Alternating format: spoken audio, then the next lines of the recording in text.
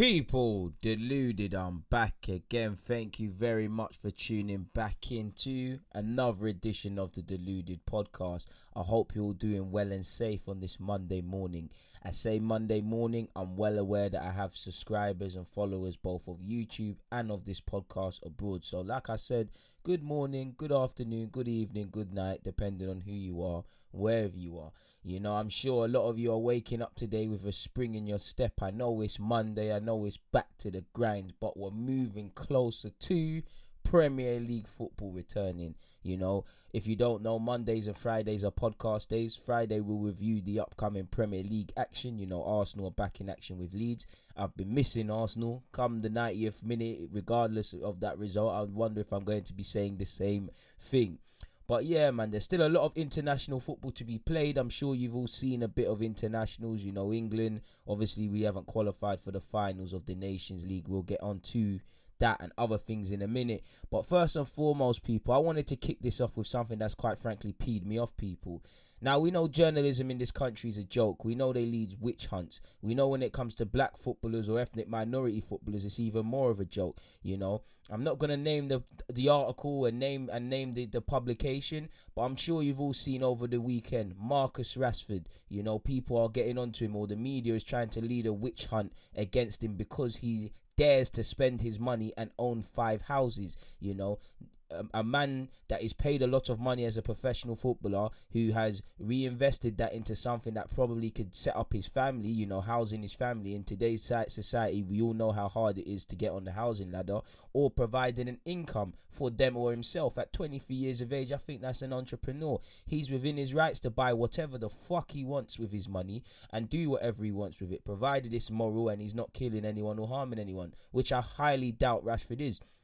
So to see people, and the cheek of it, this article, they got onto the fact of Rashford buying houses and also included the fact that he's campaigning for the homeless. What relevance does that have? Rashford donates a lot of his own personal wealth to charity. You all saw what he's doing, you know, he's done more for homeless people, homeless children, and people that can't necessarily afford the basics, more than the people that actually are in charge of governing the land. So I can't help but be proud of Rashford, you know, a young black boy from Moss Side, you know, the odds are already stacked against you. He's defeated that. He's playing for one of the biggest clubs, if not the biggest club, give or take, in the world, in Manchester United, and he's not forgotten where he's come from. So that's testament to Rashford and the people around him. It's effing ridiculous, you know. They build you up to kill you, and it starts like this. You know, if you read the article, you wouldn't think it's necessarily the harshest of headlines, but it starts like this, and then they lead a witch hunt, and they always do it. It reaffirms, for me, it firmly reaffirms what we're told.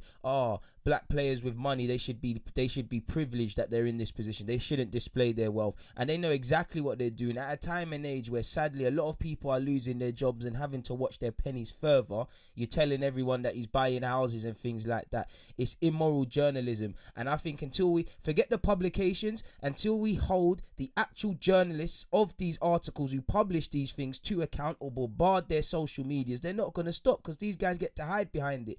I wasn't going to name it, but Daily Mail, you know, the publication is the Daily Mail. What about the individual? We've got to hold these people to account. It's ridiculous, you know, because it starts like this, then they're going to dig into Rashford's personal life, create lies and stuff, as they're doing with Mason Greenwood. You know, I'm sure you've all seen the Mason Greenwood hate campaign after his mistake with Foden for England. You know, Greenwood has to hold his hands up. He accepts it, you know, but why is it that he has to pay twice, 3 times over? Everything's whispered about Foden. Everything's whispered about Harry Maguire now, you know.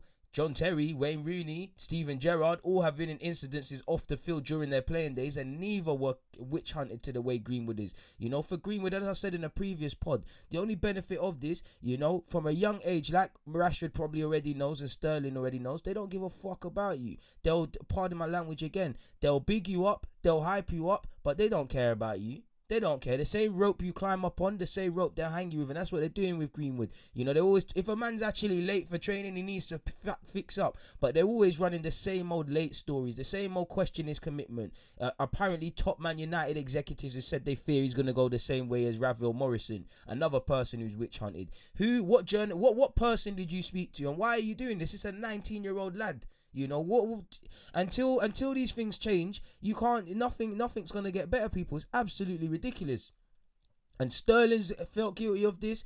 Greenwood's felt guilty of this. Rashford, and there'll be many more until we start holding the journalists who publish these articles to account, because they're destroying lives and they get to hide behind it, because nine times out of 10 nobody's checking.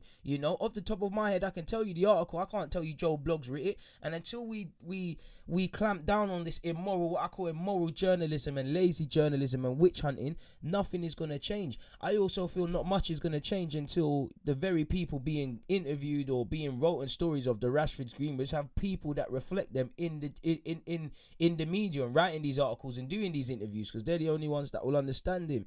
It's really upsetting, because I keep seeing middle class posh dons who don't have a clue of what they're writing about or what they're doing subconsciously keep reaffirming the fact of these young black guys should be grateful for being in this position, which they are. They shouldn't spend their money. They shouldn't help people. Marcus Rashford, everyone loves it now, but initially, what was it? Shut up and focus on football. The same was said for Raheem Sterling.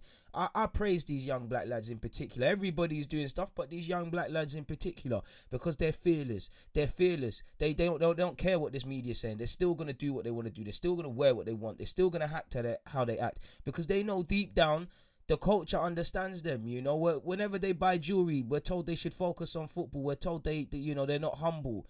Ridiculous. Like, you can't have many sides to your personality. Like, you can't enjoy nice things. It's an absolute joke.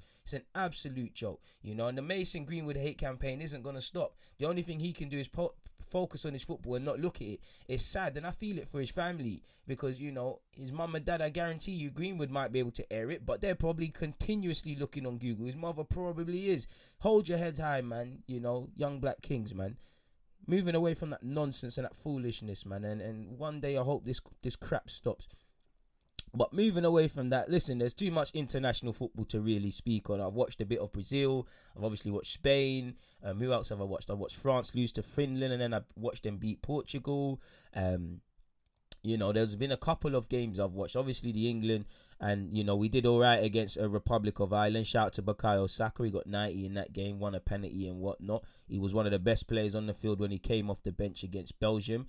Shout out to Grealish. Had a bit of a so-so first half along with everyone, but he's shown what he's on, and another day he scores, and Grealish's stock rises with every game, but I have to speak about Southgate, and I'm bored of speaking about Southgate, people. It's getting boring. When I say Gareth Southgate, you already know what to expect. Lacking ideas, lacking creativity, and extremely negative. Those were the themes yesterday. And as good as Belgium are as a team, we were very slow. There weren't really much movement. Set piece ideas weren't working. I'm seeing Kyle Walker and Trippier try to be the creative man. I'm not blaming them, because someone has to, but from one of your centre halves in a back three, and your right back's running in behind, which your striker should be doing, and your centre half's trying to be a playmaker, it's boring. I don't mind Henderson, Rice, Mount, and these guys in isolation. Well, not Mount, but there are, you could have moved Mount inside and then put on a Sancho or something, because you put Mount on the left. Mount on the right, Grealish on the left. Fair play. There's nothing wrong with Grealish there. Mount can play on the right, but it's too negative. You've gone three at the back. You've got Henderson and Rice. What player is going to unlock it? You've got Grealish on the left, and I don't mind him, but he needs somebody else to connect with, which why I thought, second half Mount would have probably moved in there slightly, people, because it's lacking creativity. Everything I'm claiming about Arsenal really at the moment, minus actually being good defensively, Arsenal have over England, they were poor. It wasn't the best of 50th caps from Harry Kane. I'm sure he would have wanted to win that end it with a victory and whatnot. But it's more questions on Southgate, people. It's really more questions on Southgate. Big up Mertens for that free kick, because that was a lovely set piece. Give him credit on that one. The two England have conceded 2 goals from outside the box in a game for the first time since June 2017, when Scotland netted 2 from range against them. No player created more chances for England than Bukayo Saka with 3. Good performance from the 19-year-old off the bench. Chilwell is injured, and we'll get onto the injury business in a second, in fact. We don't have players that really create. We don't have players that want to take people on. We haven't got them in abundance, and we shouldn't be saying that when we actually do. I know Raheem Sterling didn't play because he's out the squad at the moment. We've got the most exciting crop of players, and we've got the most negative manager. We shouldn't be saying there's nobody that's trying to pick apart defenses. There's no one for Kane and Grealish to continuously link up with. We've got creativity in abundance. I don't hate Mason Mount, and I think people getting onto him off the basis of yesterday, there's no need. But you've got Mount. For me, you've got Grealish, you've got Foden, you've got Sancho. Why are we talking about a lack of movement, slow build-up, no creativity, lacking? We shouldn't be speaking about this. And as an international manager, you have less time, so you should be implementing things quicker. And I think we're already seeing, on one hand, I don't think he's implemented anything, and he's just been too safe. On the other hand, I think he's shown what he is, negative, conservative. And I think this has been shown from the last World Cup. We didn't really question Mark Southgate because, to be fair, he was a good, he pulled the squad together, Kane and that. We was chugging through games, the euphoria of watching the country, the whole football coming home business as well. We were gassed, but it's appalling, people. And until we have a manager who reflects the excitement of the players, it isn't going to change, people. It isn't going to change, It really isn't going to change. I'd rather Harry Redknapp than Southgate. I'm not saying Harry Redknapp should get the job, but I think Harry Redknapp would get us playing better football. This is a joke, and for me, it kind of reaffirms what I mean. In any time we play a half-decent side, we struggle. Yeah, we beat Belgium recently as well, but we struggle, sort of thing. And going into the Euros, again, player form is one thing, but collectively it is quite concerning because, to a degree, your form gets you into the England squad, but it's irrelevant at international level because you've got to gel with new teammates and things. So when I look at performances in isolation, when I look at how players are playing so far going into the Euros, of course I'm confident. You've got Kane and Grealish, for example, off the top of my head, Saka as well, excelling, Calvert-Lewin. But international level, it's all irrelevant, sort of thing. When you get to that level, it's all on your manager. You have to have a clear way of playing. And I just think when you've got Rice and Henderson who do the same job, when you've got a back three, when you've got no creators in there, Kane obviously is going to drop deep, but he's going to drop into more needless positions to seek the ball and try link up with Grealish. Is it any coincidence? Kane and Grealish were playing all right anyways, but they started playing even better when they had Bukayo Saka consistently going down there. Not that Chilwell was playing any worse. The most take-ons for England against Belgium, you've got Grealish with 4 and Harry Kane with 5. Good bit of trickery from Grealish for one. I'm sure you all saw that backheel touch and control. Fantastic player Grealish is, man. Fantastic. The rest of the England squad just managed 3 combined, people. So excluding those 2 players, nobody else was taking man on or anything like that. Which is crazy, people. Obviously, this was England's 10th defeat in 48 games under Gareth Southgate, making him the first manager to lose 10 games with the Three Lions since Sven-Göran Eriksson, who lost 10 of his 67 games in charge. So again, it's a bit mad. You'd imagine Southgate, sadly, to clock up more defeats. We'll have to see. England, with that, I keep saying Arsenal. England have lost back-to-back competitive fixtures for the first time since losing 3 in a row from July to September 2018, a run that also included a defeat to Belgium. Shout out to Telemans for his goal as well. Gareth Southgate, at least he said something right, and it seems that he's eating humble pie in relation to Jack Grealish. He said, I thought Grealish had an absolutely outstanding game. I saw what I knew I would see from Jack, someone with bravery to play. He took the ball in tight areas. His technique was good. He took players out the game. We knew he would buy a lot of free kicks. I thought he was outstanding. He should be absolutely delighted with the way he played. Has he climbed the pecking order? 100%. And, that's the only thing. You've got to impress the manager, and Southgate has no reason to keep him out, whether you're going to play him in a cam, whether you're going to play him on the flanks. For me, I would like to see a bit of minerals. I know it's a bit imbalanced and incredibly imbalanced, but for me, I would personally like to see Phil Foden, one of Declan Rice or Henderson as that mature enforcer, and then you put Grealish in the 10. I'm not against Grealish playing on the left, but that's purely because I like Grealish centrally. I like his ability to draw fouls. He'll pick up the ball from deep, and we lack creators. And I think with Foden, he'll link up quite well. Obviously, the only thing is Henderson's the only sort of player like that. But for me, that frees up the flanks. You go with a Raheem Sterling and a Jadon Sancho and Kane through the middle or something like that. Or for me, I would like Grealish in central midfield. If you're going to go with Rice and Henderson, at least put Mount or Grealish or someone or Foden at the base, and then free up the 10 positions, because he's putting Mason Mount. I guarantee he's putting Mason on the right flank purely because of the fact that he runs up and down and he's got an engine. I know he can play there for Chelsea. I know he has played there for Derby, but clearly Mount is better centrally. And Mount yesterday, he could be used in the central midfield role, sort of in that 10. You know, we've got creative players. We've got players that want to come onto the ball. We don't have, you know, we have got a couple men that are just passion and blood and guts and flying in, but the vast majority of that squad can play football, so enable them too. You know, we're not doing that, and again, it comes down to Gareth Southgate. So humble pie on Jack Grealish. You know, good to see. Shout out to Telemans. You know, ironically, he scored in a stadium owned by his boss, essentially. You know, the owners of Leicester City own the stadium they played in yesterday in England and Belgium. With that, Telemans has scored 3 goals in his last 5 appearances for club and country. That's as many as he had in his past 46. So Telemans having a good season anyways, and he's added more to his game, and I'm sure he's happy with his performance, people.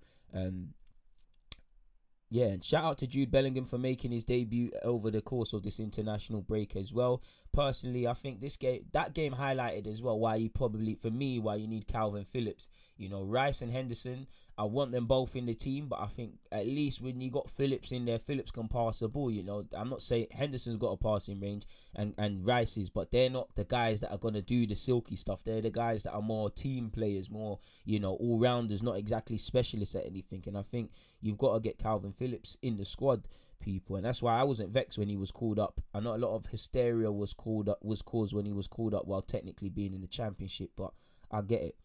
Obviously, as well, other headlines as well. I think North Macedonia qualified for the Euros, as did Hungary. You know, I think Ronaldo moved further higher up Portuguese history books as well. Especially not after losing to France, but beating Andorra. I'm sure you all saw Sergio Ramos miss 2 penalties for Spain. And actually Busquets is now injured, so it reaffirms, you know, players' injuries and a byproduct of a poor pre-season and a heavy fixture list and pointless internationals beyond qualifiers, sort of thing, which we'll get onto. In fact, at this moment we'll get onto, because I'm sure you've all seen, if you're a Liverpool fan, you're stressed over the course of the international period. You know, Joe Gomez is now injured. Trent Alexander-Arnold was obviously injured prior. Jordan Henderson came off at half-time in the England game, if I can remember correctly, with a muscle sort of problem. No specifics around that. Oxlade-Chamberlain, grass is green, he's injured. Mohamed Salah sadly has displayed mild COVID-19 symptoms, as was confirmed by Egypt's team doctor, and he will obviously sit out the period. And you've got Fabinho with Thiago injured as well, and I'm all sure you've seen for Scotland, Robertson has a hamstring knock. And again, these guys, you know, it all depends on it, but it's a mixture of things. For me, first and foremost, I will say it would be the most incredible title defense I've seen in a recent while, and it would be more impressive if Liverpool win it this season than last, for me personally, because at this moment in time, Klopp's got it all to do. You know, bare injuries. The whole back four is injured now. You know, obviously some man might come back, but the whole back four, all your plans are gone out the window. A lot of people, and rightly so, you know, Mohamed Salah, Firmino, Mane, you know, even Henderson at points, all these Ronaldo, all these midfielders and whatnot, of course they make the headlines. When you look back in Premier League years, these are the players you're going to see. But people underestimate defence. You know, how that defence with Alisson and Van Dijk, clearly upgrades on their 2 previous men in their positions.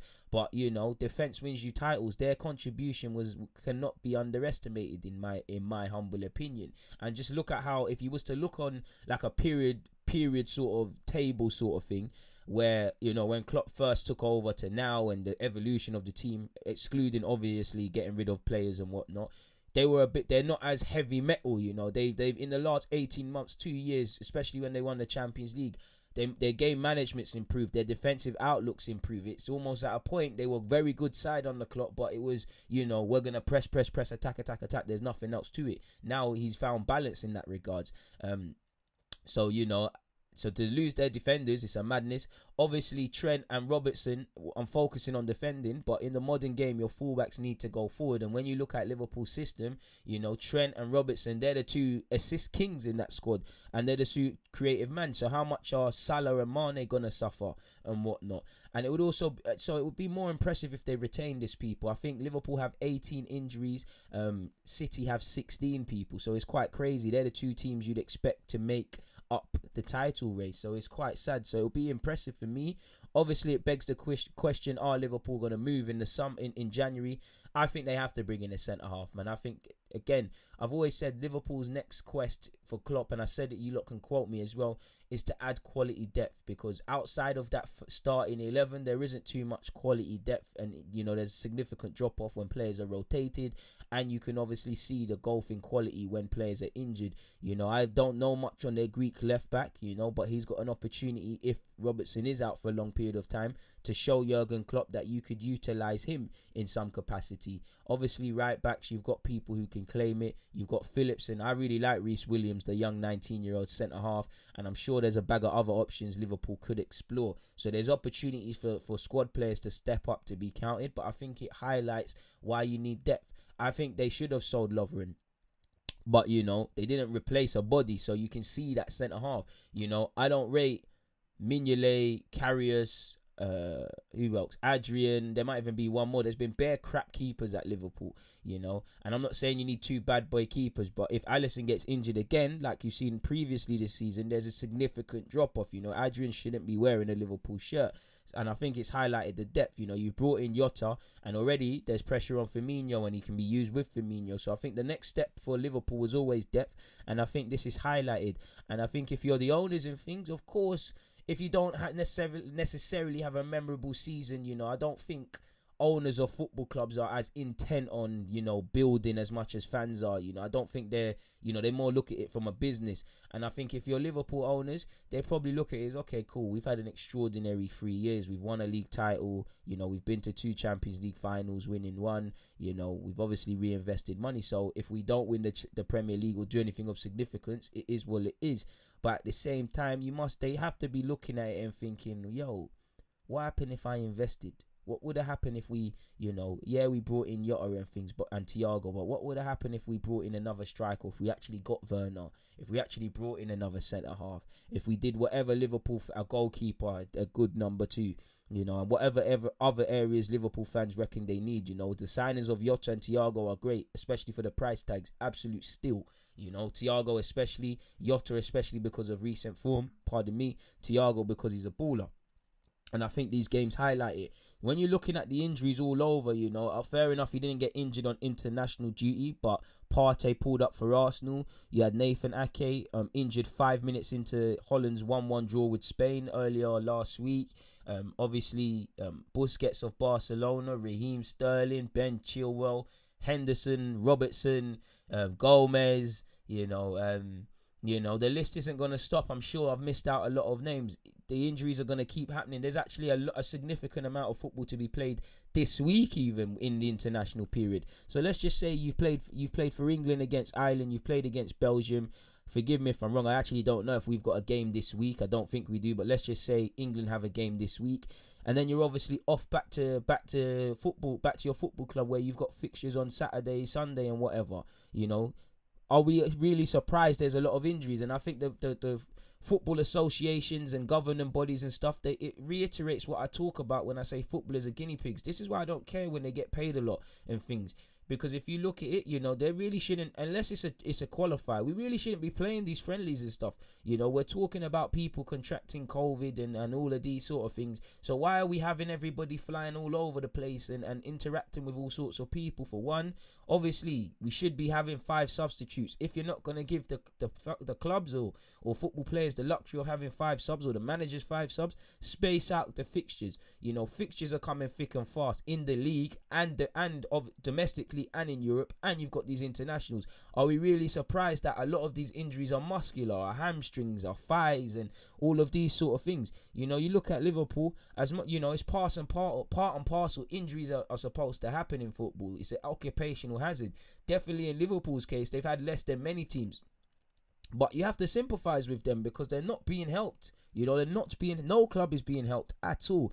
And it is quite ridiculous in that regards, people. So I think injuries are here more to stay. Are here to stay. I think you're going to see some players, they might not get injured. I don't want no one to get injured, so touch wood. But you're going to see some players, they're going to come through these international periods unscathed. They're going to play for their teams, and in the first half or in the 80th, they're going to pull up, and their managers are going to tell the fans they're out of football for up to 6 weeks and them thing there. So we'll have to see. Like I said, Liverpool have 18 injuries, double digits, people, since the start of the season. Manchester City 16. I saw it in a Sky Sports article. So, if they're washing, get onto them. It's quite ridiculous, man. They need to, like I said, they need to be protected. And are they going to be protected? I'm not too sure. I'm not too sure if I said it as well, but North Macedonia, I believe, qualified for the Euros, as did Hungary, which is obviously fantastic for these nations. They might not win it, but it is what it is. And obviously, big up Shabozlai. Now, on a rather serious note, people, and again, I urge everybody not to speculate, because we need to, especially on a subject as sensitive as I'm about to say, we need to wait for the facts to emerge. But I'm sure you all saw on Friday, I believe, going into the weekend, the Sports Mail, the Daily Mail, they released an article where they said a Premier League footballer has been arrested on suspicion of false imprisonment and rape. Sports Mail is aware of the player's identity but is unable to reveal it for legal reasons. The incident is alleged to have taken place at his home last month. The player was arrested there on Wednesday morning before being released as the police investigation continues. Police issued a statement to Sports Mail on Thursday confirming the age of the suspect, who is in his 20s. It is said officers had executed a warrant at the address and arrested a man of suspicion of rape, and false imprisonment. The statement added he has been released until investigation pending further inquiries. The footballer and a woman who was present at the property when police arrested him were also fined by officers for breaking COVID-19 regulations. So first and foremost, I will say, let's not speculate. Let's not do this thing where you're going to look at all of these players, who are in their early 20s or in their 20s and think of it, because it could be early, it could be mid.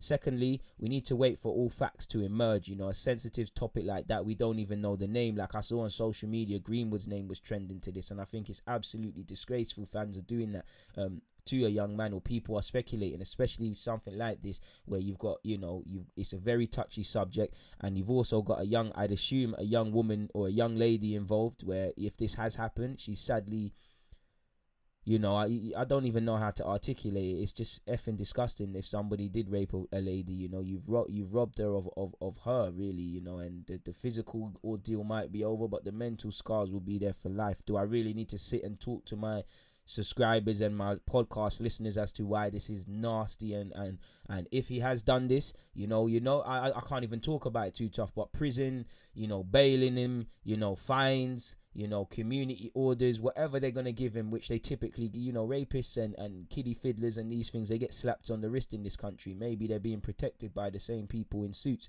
but if he has done this, there's only the only thing that should happen to him is jungle justice, and I hope it won't happen, but I hope he loses his status at the club and all of these things. It does raise in question the identity of cause, and it does raise the question of, is this player currently still playing with this in mind, or has he been frozen out? Because if they're still playing and they're found guilty and whatnot, the club have to be briefed on this, whatever club. So if a club is knowledgeable of this and they kept playing him, you have to question the club's integrity and the message they're sending out, especially to their female supporters. If he has been frozen out and we haven't necessarily found out why, it is we can tell, we can kind of put two and two together. If he is innocent and all of this sort of thing, then I hope he gets justice. If he's not, I hope the book is thrown at him, and what needs to happen to him needs to happen to him. Hopefully when he's on the wing, if he is guilty, the prisoners do what they need to do, when what they should do when people like these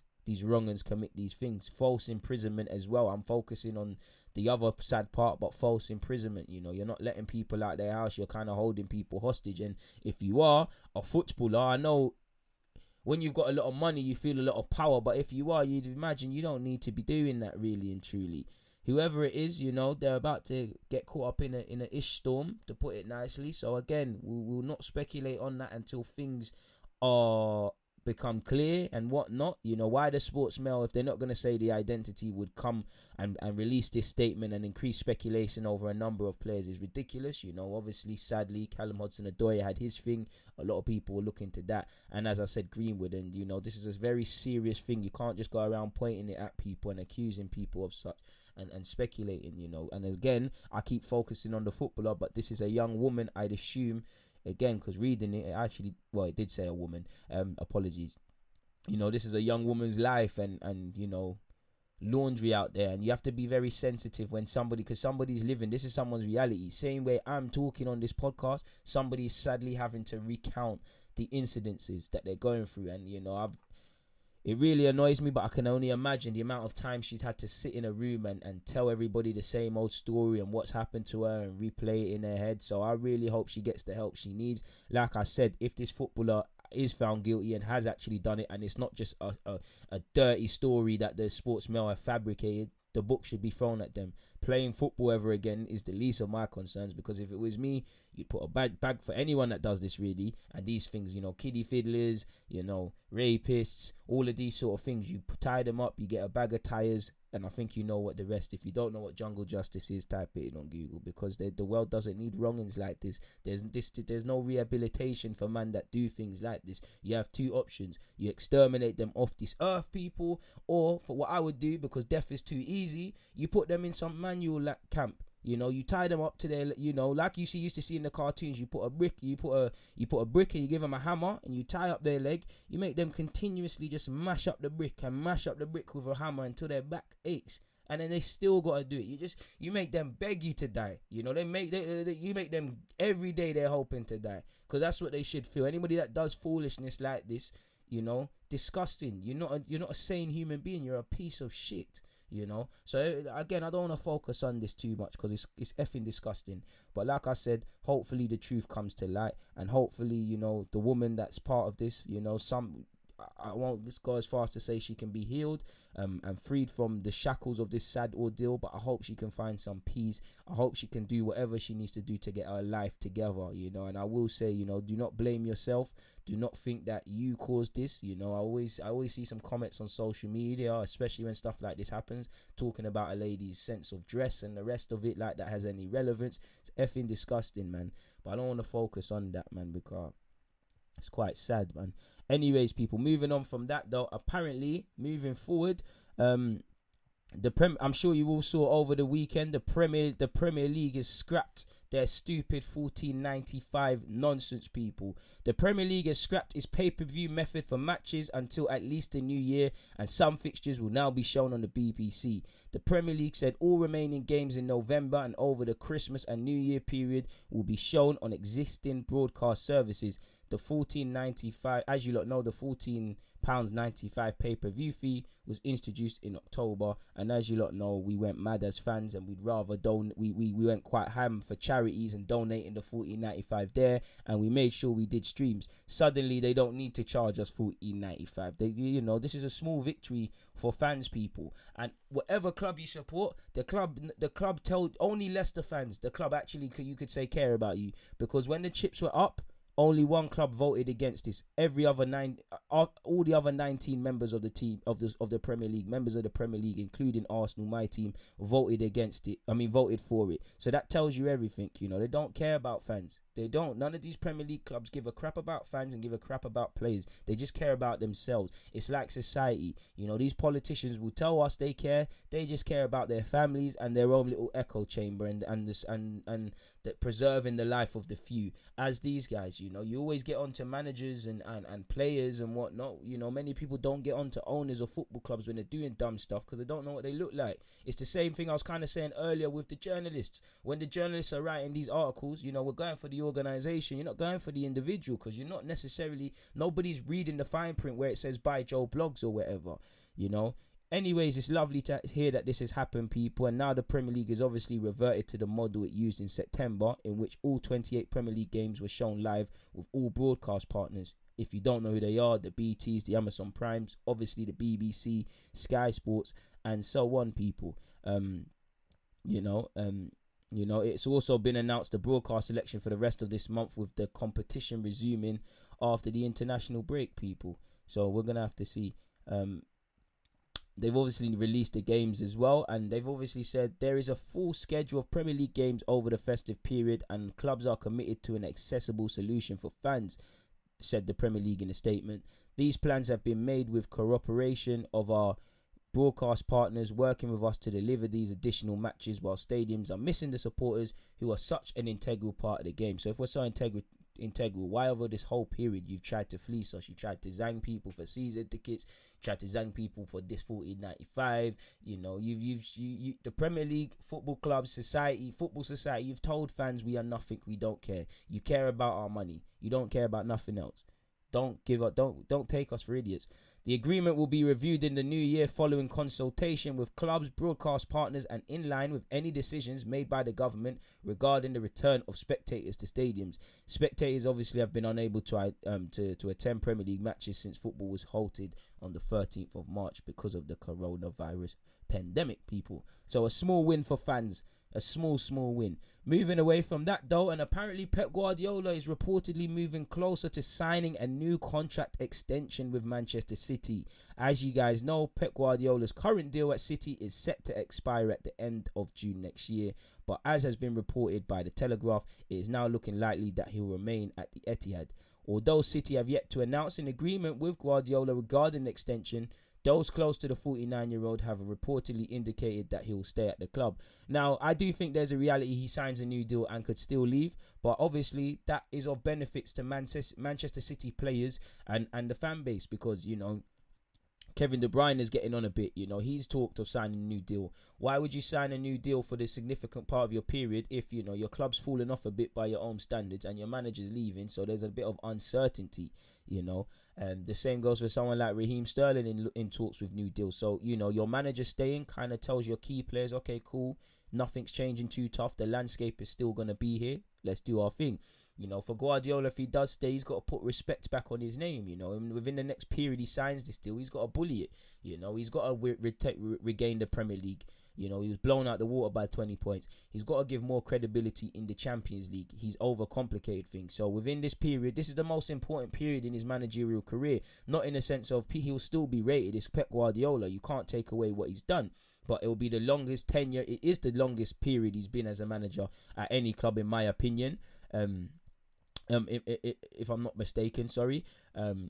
And also, you know, his rep has taken a beating, you know, man. You know, when you talk about, I never like to hear the checkbook manager and all of these things, but they're all valid based on last season because he's been allowed the luxury of buying people like Angelino and Cancelo. Cancelo's come into form, but it's been a bit mixed, you know. He hasn't done anything of significance in Europe since he obviously left Bar. So of course he's dominated the Premier League and the Bundesliga, but he needs to put respect on his name if he's going to stay for a longer period. You know, his reputation is at an all-time low by Pep Guardiola's own standards, and there's a lot of question mark. So is he going to hit back? And we also know he's a big fan of rest period. So is Klopp. So I'm all, in the same way, I'm keen to see how long Klopp is going to stay at Liverpool. How long is Pep Guardiola? You know, at 49, he's still extremely young as a manager, so it would tie him down at Man City. It'd further give them confidence. You know, City are trying to create legacies and dynasties. They've got a monopoly of clubs. They're trying to win the Champions League. You know, they're expected to challenge for the Premier League. So, yeah, man. The Premier League, it's good to see Pep Guardiola staying in the Premier League. It might not be good news for us as Arsenal fans, but it is what it is, man. Moving away from that, I'm sure you've all seen Derby's manager Philip Cocu has been sacked. Why is that of relevance to the Deluded podcast? Because I like football at all levels, but it's relevant because until a new manager takes over, former Manchester United striker and Everton striker Wayne Rooney will be the senior figure in the new interim coaching setup at Derby. You know, he's currently Derby's captain. He's expected to lead training and team selection with the support from coaches Liam Rezina, Shay Given and Justin Walker. And I mean, that's quite the coaching setup. You know, Liam's Rezina, very qualified guy. You hear how he speaks and how he coaches. Shay Given, been around the block. Justin Walker, certified as well. And it is Wayne Rooney's first steps into management. And I'm keen to see what happens. You know, you've got Lampard and Gerrard. Give or take, it must be a case of when, not if, John Terry, apologies people, screen time notification. John Terry, as I was saying, either becomes Aston Villa gaffer when Dean Smith calls it a day or ventures out in his own right, people, you know. And the same is said for Rooney. It was always going to happen with Wayne Rooney. I think Cesc Fabregas, Jabi Alonso, and who is it? Jack Wilshere will be managers as well. But, you know, this is Wayne Rooney's first steps as a manager. And I'm sure not before too long, there'll be inevitable speculation one day about should Wayne Rooney take the Manchester United job. Based on how Ole Gunnar Solskjaer's done, you know, I would say it wouldn't make sense. But who knows, man. Apparently, Javier Mascherano has retired from football, people. I'm sure you've all saw what he used to do at Barcelona, West Ham, Liverpool as well. He had a good career. Apparently, he's the most capped player for the Argentinian national team with 147 appearances. Happy retirement, Mascherano. He's one of my favoured players because, he wasn't the tallest. He was he was on the physical stuff, and he showed he could play centre-half as well as in defensive mid. So, happy retirement. I know it's not happy. It must always be a sad day as a professional footballer when you have to call it a day, but it is what it is. We all got one day. Time catches up with everybody. So happy retirement. Sadly, for Paul Pogba, I never like to see somebody down in the dumps and can't catch a break. And, he's had a mixed time away from Manchester United with France. Against Finland they were poor. In the other game they were decent. He's spoken himself, and I know his manager of both clubs have spoken. Players have spoken about Paul Pogba. The man himself, he said he's currently going through the most difficult spell of his career due to concerns over his playing time at Manchester United. Apparently, in an interview, he said, and this is just the short of it, go and look at the long of it. He said, "I'd never known such a difficult period in my career, and considering he's 27, 28, that's quite harsh. The France team is a breath of fresh air. The group is exceptional. It's magic." So again, I think people will look at that and say he thinks United's toxic, but I see that as I'm in a toxic environment at United in that collectively we're not playing well. There's question marks over the manager. Whether I'm playing or not, there's a lot of question marks, and there's my contract stuff, and I'm not playing. I've had injuries. I've made mistakes on the football field, like the penalty against Arsenal. United's irrelevant for a week or so. Let me go to France where, I'm with my people, them. We can focus on international football. I'm going to get more game time. Against Finland, the same problems were there, and he was quite poor, but I'm sure he played against Portugal, and he was quite decent. Kante was speaking very highly of him as well, people. So I understand that. He said, yeah, man, as you lot know, Deschamps spoke and said he's in a situation with his club where he can't be happy, neither with his playing time or the position he's playing. So we'll have to see, man. We'll really have to see, man. We'll really have to see. I hope Pogba gets it back, man, because it's never nice to see someone down in the dumps. He's got the ability. Maybe leaving is best for United and him, which I think it isn't, because I think if it all's right and if it was just based on football, there's never a world where selling Pogba makes sense. But in terms of the stories, in terms of the storylines and the headlines, it might be best if both divorce, sort of thing. To which I'm not going to say either team would benefit, because there's unfinished business from Pogba. United are weaker without Paul Pogba's quality, but you'd imagine something has to give, people.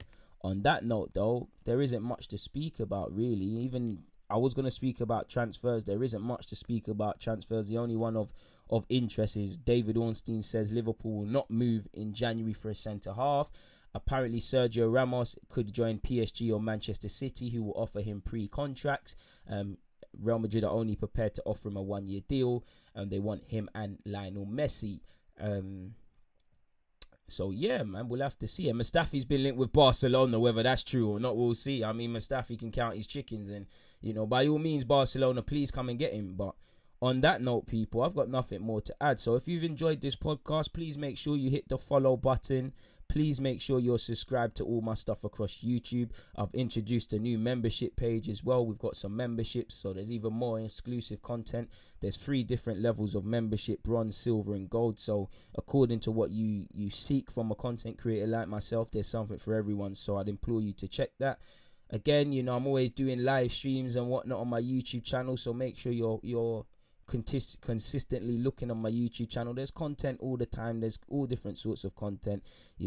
I apologize for not bringing out the Deluded podcast last Friday. I just had Ethel to talk about, and I don't like to force it, people. I like to do my podcast a bit different.